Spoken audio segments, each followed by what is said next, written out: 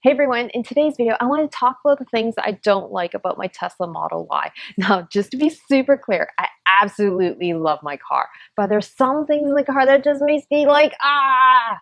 And I think you'd appreciate knowing what that is. Now, I also want to talk about who this car is absolutely not for, because obviously this car has its deficiencies and it's definitely not for some people. And I want to talk about that today.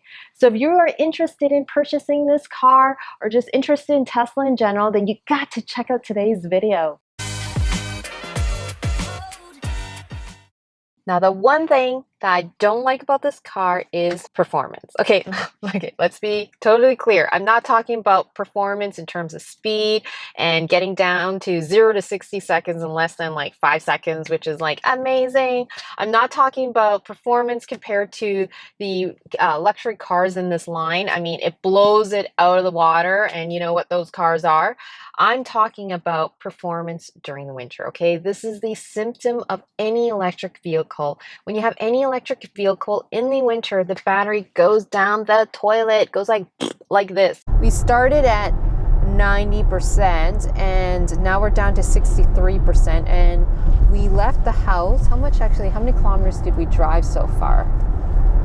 We already drove 91 kilometers and it's already down to 63%. I did a trip to Kilbogie. It was only a couple hours away, but because it was like really, really cold that day, the battery just drained so fast. Even though I had a heat pump, I have a heat pump in this Model Y, and I thought the heat pump would make it more efficient, but it still drains the battery really badly. I'm talking about like 40% less performance on the battery.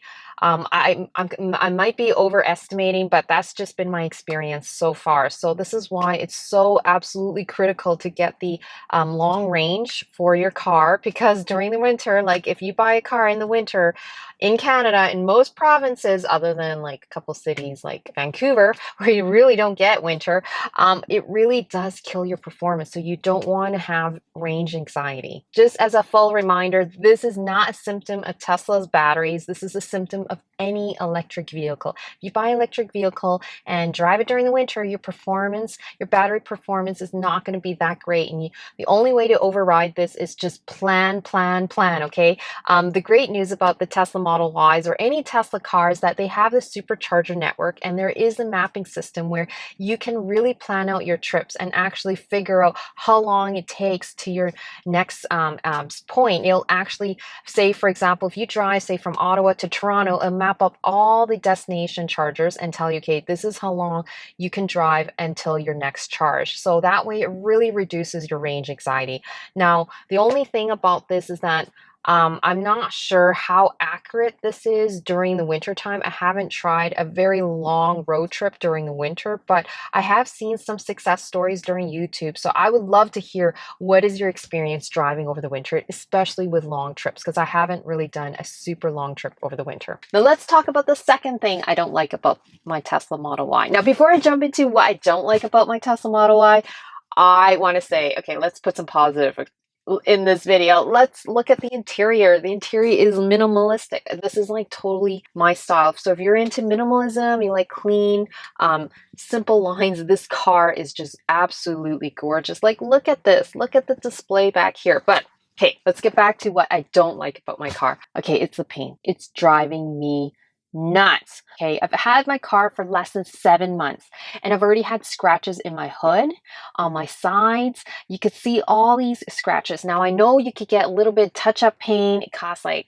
still like expensive, it's like 75 bucks or 50 bucks, and then touch it up. But why would you do that when you purchase a beautiful finish? But this paint is just absolutely garbage. It shouldn't be like this. So I would recommend, if you're looking into any Tesla, I'm going to save you a ton of money.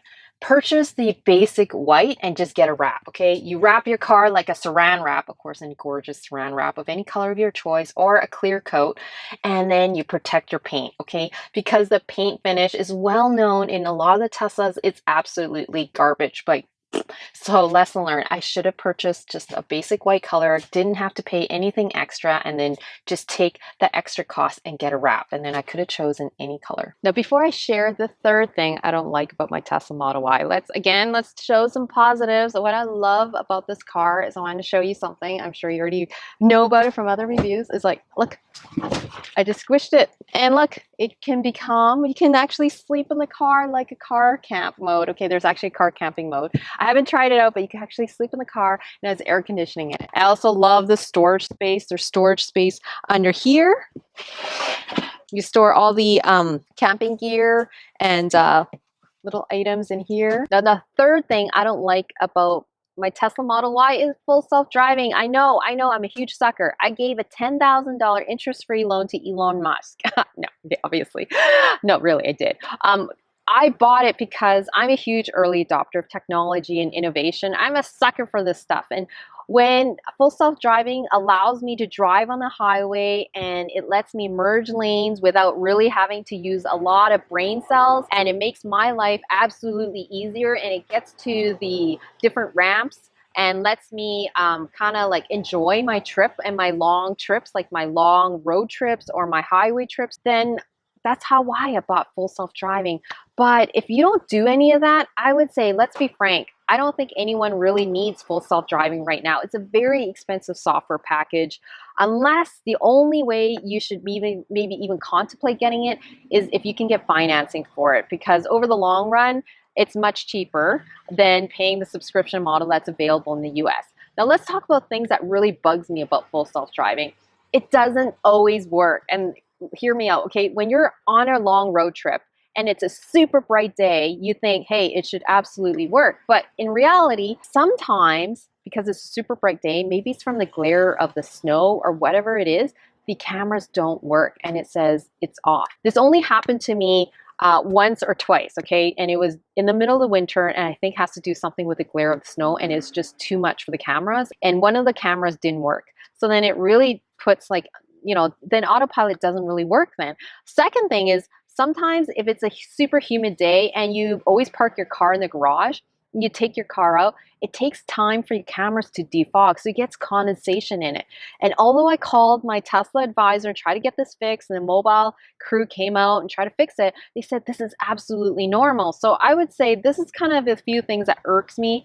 I mean, I paid $10,000 for the software package. You love driving, you don't do a lot of long road trips, you don't drive in the highway a lot, then I would say maybe FSD is just a waste of money right now, and you can just buy it up in the future when all the capabilities are there, when it can drive itself in the middle of the streets, it does left-hand turns, right-hand turns, like absolutely what it does in the beta version in the US, which is not available in Canada, but it'll be coming in the next coming year or so.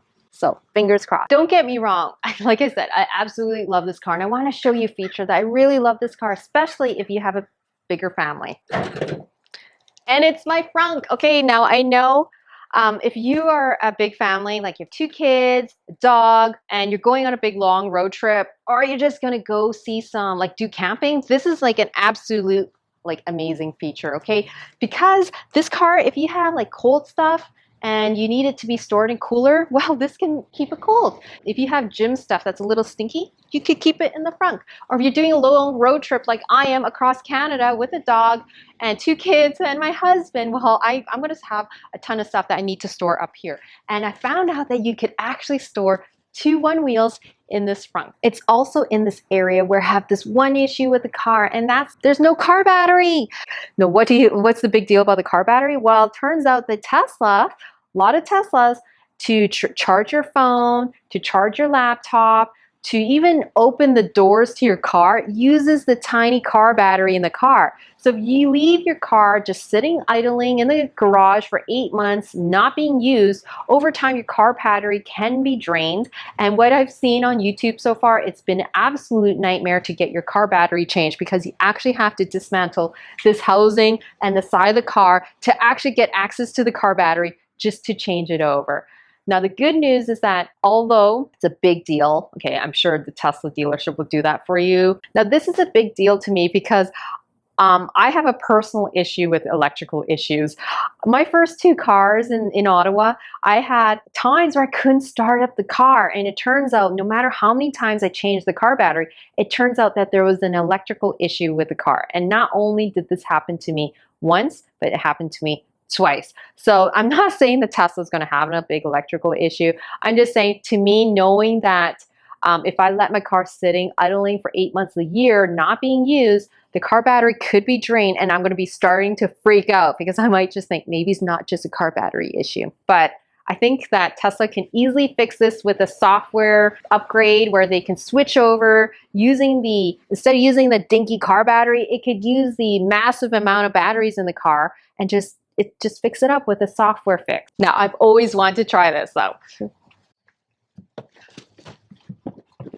Bye-bye. Oh, no, I can't do it. I'm too claustrophobic. Now, as promised, I wanted to share who this car is absolutely not for. If you are not into technology, you need to, you're more of a tactile person, meaning you need buttons and you need to, change the air conditioning with the button, or you're just like an iPad frustrates you, well, then this car is absolutely not for you. Secondly, if you drive super often, where you go from site to site and you drive and do long road trips all day as your job, well, this car is going to be a big pain in the butt because maybe sometimes you go to a small town and you can't get access to a supercharging station. So then where do you charge? Then you require a massive amount of planning. And I think at that point if you have a job like that, this car is absolutely not for you. Now, the third thing I would say is if you need to do a ton of driving over the winter, well, any electric vehicle is not going to perform as well as any traditional car because the performance of the car battery starts really dropping, okay? So if you need to do a ton of long road trips or do a ton of driving over the winter and you need to be reliably get like on time to a meeting in the middle of winter and it's like 3 hours away and you need to do this several times a day, this car is absolutely not for you. Hey everyone, I hope you found this video super helpful. Like I said, I absolutely adore my Tesla Model Y. I love the storage. I love the high performance of the car. I love the fact that it has a supercharging network. The fact that I could drive across Canada on a big road trip and not get total range anxiety because this car has a ton of miles that's included because there's a ton of batteries. And of course, it has cool features like this. Tesla, take me home.